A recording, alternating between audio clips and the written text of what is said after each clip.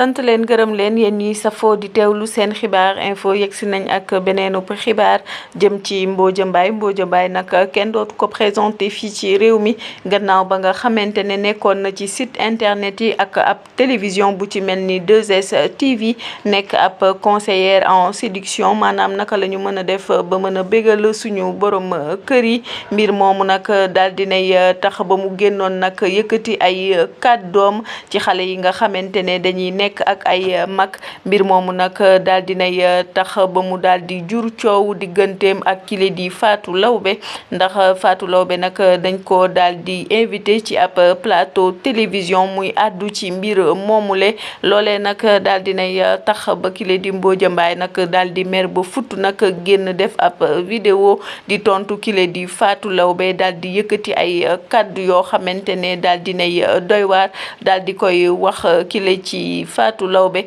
mbir moomu nag daal dinay tax ba ab tontonte ak ab defante daal di juddu ci ñaari soxna yooyule Mbodia Mbaye nag ma ngay xamle ne la muy def noonu di conseiller jigéen ñi ci seen néegu sëy dawu ci lenn te bu ko neexee sax daal di koy def ndax daal di nay def fukki at ak lu topp ci ab sëy waaye Fatou Laobé nag moom sëyul benn yoon. bu ñu sukkandikoo ba léegi ci ay kàddu Mbodia Mbaye nag moom nag ma ngay xamle ne lan moo waral nag kile di Fatou Laobé daal di jël wax ji ak moo ko ba di ko attaqué ci ay plateau de télévision ndax moom nag dafa daal di wax waxam rek sandi ndax kii mbaadu kile di Fatou Laobé dafa gis ci wax ji boppam loolu nag daal di nay tax nag ba ay coow daal di juddu ci ñaari di Mbodia Mbaye ak kile di Fatou Laobé moom Mbodia Mbaye nag ma ngay xamle ne Fatou Laobé ba muy xew moom xewul benn yoon ndax kenn xamu ko woon